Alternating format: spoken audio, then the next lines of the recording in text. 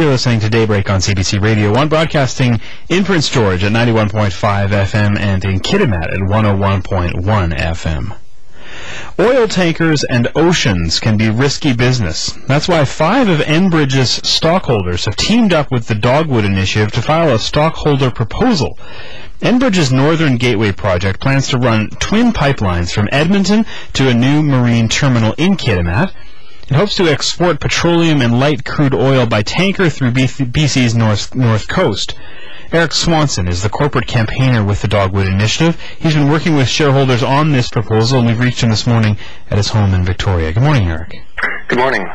So, what is this proposal? Lay it out for me. Well, if you hold a certain amount of shares in any given company, every year you have the opportunity to raise whatever concerns you might have in what's called a shareholder proposal, which is basically just a short written document that asks the board of the company to do something specific. And what we've done is partner with 5 shareholders of Enbridge, so this is a company proposing the pipeline and tanker project, to submit a proposal to the company's board, basically asking them to write a report estimating both the environmental and the financial consequences of the inevitable spills that would come with this Northern Gateway project. Who are these shareholders? Did they find you, or did you find them? It was a little bit of both. They're Dogwood supporters and Enbridge shareholders. So we had one shareholder who approached us with the idea, and then we sent out kind of a call looking for others to join us in this. Now, you say inevitable spills. Why do you say that? Well, spills happen, and spills are inevitable because human error is inevitable. I mean, machines break down too, but especially when you're talking about tankers, the big spills are a result of human error. And until you can find a way to eliminate human error, which is probably never, you'll never be able to eliminate spills happening. And Enbridge, in particular, I mean, in 2007 they had 61 spills in total over their pipeline system, resulting in nearly 14,000 barrels of product spilled. So these aren't things you can avoid. They happen, and depending on where they happen, you can get permanent. Communities can be left with long-term, potentially permanent consequences. So you're trying to have Enbridge write this report. Right. What would you do with the results of that report? So basically, we're asking the board to write a report estimating the frequency and volume of spills that might result from this Northern Gateway project, and to also estimate whatever financial consequences that might have for the company. And that second part is what may be of interest to other investors. But if we were successful in having Enbridge do this, that would basically inform the discussion along the pipeline and tanker route, give people some more information upon which to base their decision to support or to not support this project. Is there any way Enbridge could win, in your eyes, by doing this? Because even if their report is glowing, would you accept a report that said there is no risk? No, we would not accept a report that there is no risk, because there's no such thing as zero risk.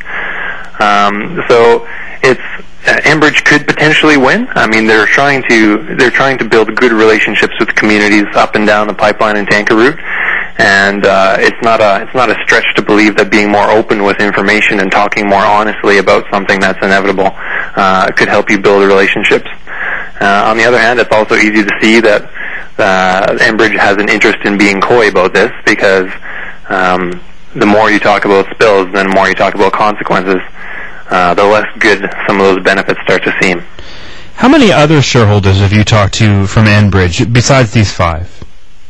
We have been in conversations going back to 2006, the last time this project was proposed, and many of the big institutional investors have an interest in engaging with Enbridge on a variety of concerns related to this project.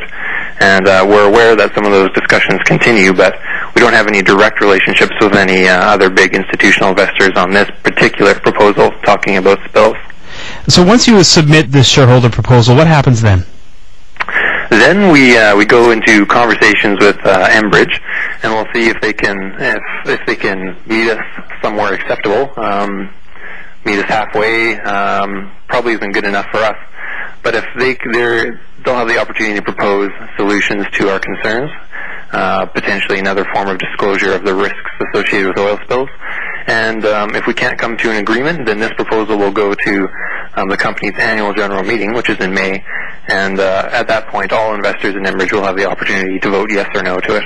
Okay, and what percentage of stock do your 5 shareholders hold? Oh, we're small potatoes. It's $70,000. $70,000. So that's less than a fraction of a percentage.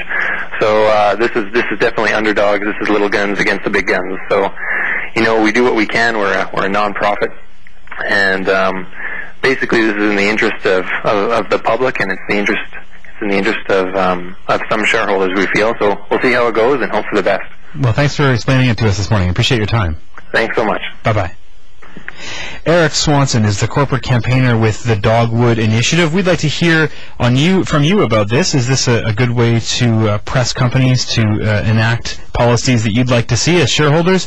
Give us a call on the listener line, 1-866-340-1932.